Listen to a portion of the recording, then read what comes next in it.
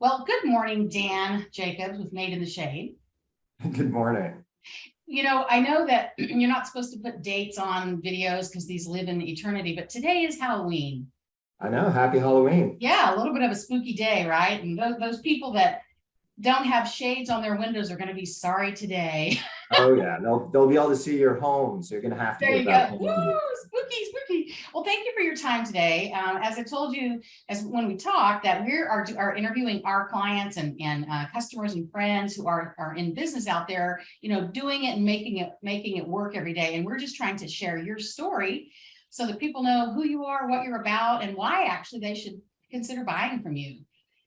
So Okay. at the end of the day, we're all in business and we want to buy from people we know and like and trust, and hopefully we can introduce you to some more of those people. So I'm going to get right to it if that's okay. Sure. Yeah, Okay. absolutely.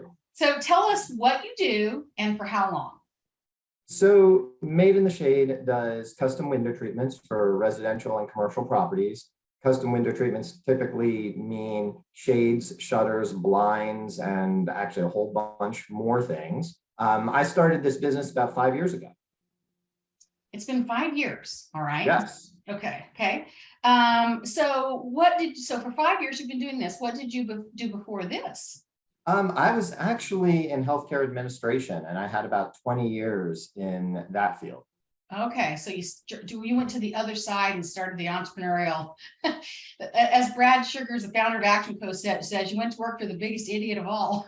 Oh yeah, this way. Right. Yes, Yeah. it was just needed something different. Right, and it is inspiring, and there's something about being an entrepreneur and having your own business that is so energetic, isn't it? Yes. Oh yeah, no, and it is definitely. I've always had a strong level of quote unquote ownership over anything I've done. Right. But obviously, this is a literal ownership.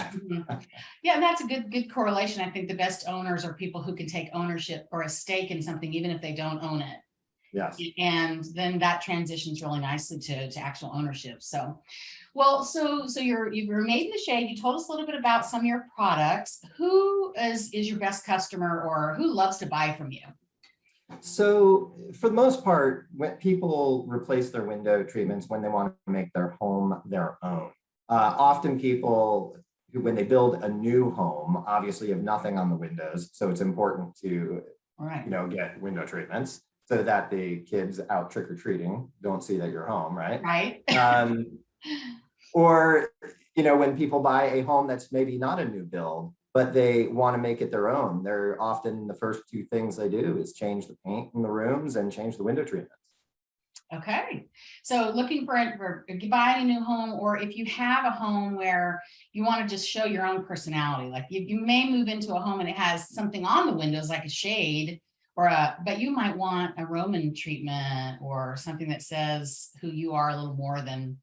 Absolutely. And, part of it is that form. Is it beautiful? People want their homes to look beautiful. They want their homes to represent who they are. Mhm. But in addition to that, you've got the function side of it. Maybe you need your room to be dark at night, and we need to put some type of room darkening treatment in your bedroom so that you get better sleep. I like that. I just have a question. This is a product question. Do any of your shades assist in sound barrier? So I don't know that I have anything written research wise saying it is, but obviously, I live in a home in College Hill, which means I've got lots of wood, like wood floors. So having softer treatments and fabric treatments on the window obviously has some sound deadening qualities. Oh, that's very interesting. Well, I guess those are the kinds of things you know after being in the business for 5 years. Oh, yes. And so awesome. And having children that make noise. Oh, yes. Oh, of course. Well, so you have also been in business during COVID. So were there any business changes that you made that you've had to make that COVID made necessary for you? So COVID actually wound up being an interesting time for us. I don't know that we made a lot of big changes, but we saw a tremendous amount of growth. I think everybody started working from home. And once they started working from home, they started looking at their window treatments and saying, hey, we need new window treatments. At the same time, we had some commercial projects going on that now that those buildings were empty, those commercial projects sped up and we wound up seeing actually growth on the commercial side as well. So COVID, I mean, other than obviously putting processes into place to make sure that our customers felt comfortable, bringing masks with us, those types of things, really COVID generated a lot of growth for us. Awesome. That's outstanding. I feel like most of the people that I've interviewed and that I work with have found that to be the case. They found the silver lining in, even some of the restaurants that ended up just doing takeout and delivery have kind of found the silver lining in that whole thing. Yeah, that's good news. I love to hear that. So you've been a business owner for 5 years. What would you say is your biggest learning as a business owner? Probably my biggest learning is learning to be uncomfortable. I think I was always a little bit risk adverse, which is maybe why it took me 20 plus years in business to go out and start my own business. But what I've really learned is that unless you're willing to be a little bit uncomfortable and accept a little bit of risk, you are stagnant. So if you're really wanting to generate growth and evolve your business, you have to become comfortable with being uncomfortable. Very good. Do you mind sharing one of the ways in which you had to become uncomfortable for you personally? Yeah. So, obviously that initial entrepreneurial venture where you jump into it, there was some discomfort there, leaving my existing job and going into the unknown. And it's not like I knew a lot about window treatments before I started this business. So that there was obviously some discomfort with that, but then probably the biggest point of being uncomfortable was for the next few years, I really had my nose down to the grindstone, really doing the technical work of day to day. And it wasn't until maybe a little more recently, about a year ago, that I realized, okay, if I'm going to grow this and move from being self-employed to an entrepreneur where I own and run a business, I'm going to have to be a little bit more uncomfortable, and started taking a little bit more risks. For example, hiring a new salesperson to free myself up to do some more of the entrepreneurial and business development activities.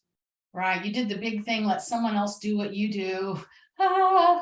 Right. Yes, absolutely. And that is risky because no one can do it as well as you as the owner. There's no question about it. But you can train them, and when you have two people doing almost as good as Dan, you're getting a lot more than double. So that's great. Well, thank you for sharing that. So we will publish this in a newsletter. Do you have any offers or anything you'd like to shout out for your business to include in the newsletter? Yeah, I thought about this because I always try to price my products competitively in the market. So I don't do a lot of discounting and things like that. Okay. However, we are kind of going into the slow season here through the holidays, when people, I think, are focused on other things other than window treatments. So I think for anybody who mentions your newsletter, I'm willing to give them 10% off their entire order, as long as that order is placed during 2022. I think that's a great offer. Okay, yep. Beautiful. Thank you. I really appreciate that. So today you're now you're full force into your business, and you've been doing it 5 years. What do you find most inspiring about business? Really, the people. I think that was before I was an entrepreneur, and now it's true as well. I really enjoy working with the people, and that's both my customers, the vendors who I work with, as well as individuals like yourself. Thank you. That's very nice. So what's your favorite business book? I heard some words that you said. I'd love to know what kind of things you're reading, because it sounds like you try to stay educated. But what's your favorite business book? So I'm going to throw out two for you, if that's okay. Yeah. One of them, I think, is more of an iconic business book, and it kind of came to me at the right time, and it's called E-Myth. And I think a lot of people I see your face. I know a lot of people are very, very fond of that book. That came at the right time when I started to learn that I needed to move from doing the technical work and into the managerial and entrepreneurial work. So that was really valuable for me. And then another really good book I thought was Mindset by Carol DeWick. It's more about having a growth mindset versus fixed mindset, which I think is really applicable in business as well as life in general. Oh, what a great description. And you are right. The E-Myth is just an outstanding, fabulous book written. The author's Michael Gerber. One of the things that he says in that book that I love is you work for somebody and you think, well, I can do it better myself. So he calls that an entrepreneurial seizure. You go and start your own business, and don't we understand that? Oh yeah, absolutely. It really hit home when I read that book. So it was a good book. I think that's great advice for everybody to read that book. And if you've already read it, read it again, because it comes back to you after you've had 5 years of experience. You read it differently, find new things. So, well, last question: what's the best way for people to find you? Your web address, social media, and a phone number. Sure. Well, they can find us obviously on Google. Whether you Google Made in the Shade in Wichita or just window treatments in Wichita, we usually have pretty good search engine placement. Okay. You can also go to our website at madeintheshadewichita.com. Okay. Or you can always give me a call, 316-272-2173. Beautiful. Well, thank you. I really appreciate it. I learned a lot today from you. And I see that you have some nice shades behind you as well. So put a little promotion in there. Yeah, for sure. Well, thank you. And I look forward to reading this in print and seeing it in video. And I will talk to you soon. Thank you. I appreciate your time. Bye-bye.